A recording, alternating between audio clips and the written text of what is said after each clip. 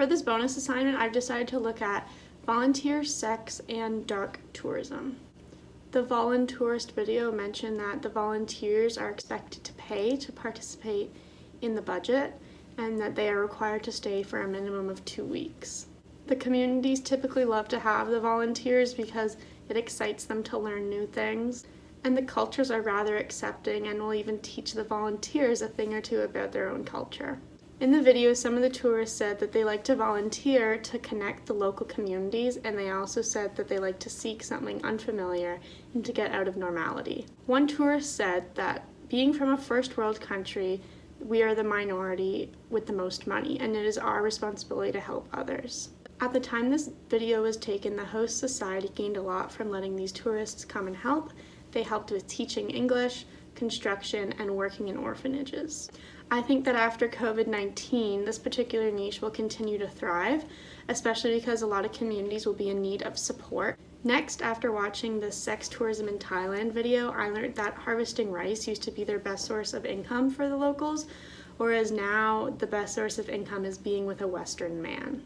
Sex tourism makes society a lot more competitive because the females are all competing to get a foreign man. And the local communities seem to accept all incoming men because it will give them a new chance to change their lives. Essentially, men travel to these places knowing that they will most likely get involved with a local woman, and they know that the locals will see them as top class. In the video, a lady said that women give men pleasure and men give women money, so it's a fair deal. At the time the video was created, the host societies changed into a rather competitive society with different statuses. The women with foreign men would be seen as superior. Fawn, which is the lady that the video focuses on, gets help from another woman to write English emails to her lover in England. She wants the man so she can properly raise her son and give him a father. I think after COVID-19, sex tourism will decrease a bit because of the awareness from COVID. We've been told for a long time to be careful with who we're involving ourselves with and who we're being around. So I think most people will hold off because that's what they're used to. Lastly, I watched 2 videos in regards to dark tourism, the first one called A Holiday in Fukushima and the second one being called Trips to Tragedy. For dark tourism, the money spent there will typically go back into the area and the tourist site. This will help further develop and educate others about the destination. Culturally, I think dark tourism is really interesting because people get to learn about the history of the location and of the people. I noticed that dark tourism is more of a down-to-earth experience, and it can change their perspective of what really happened at the destination that they're visiting. Dark tourism seems to be more on the quieter side.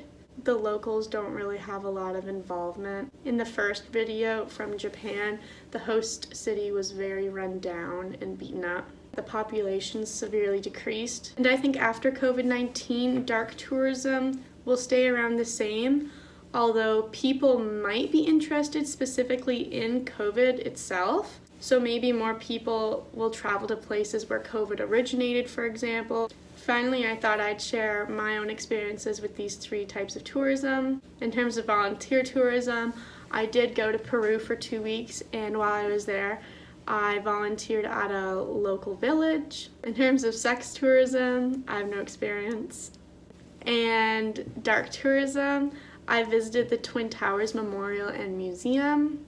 I've been to the Kingston Penitentiary and went on a tour. And I've been to a Holocaust museum, and there was a guest speaker that was a survivor.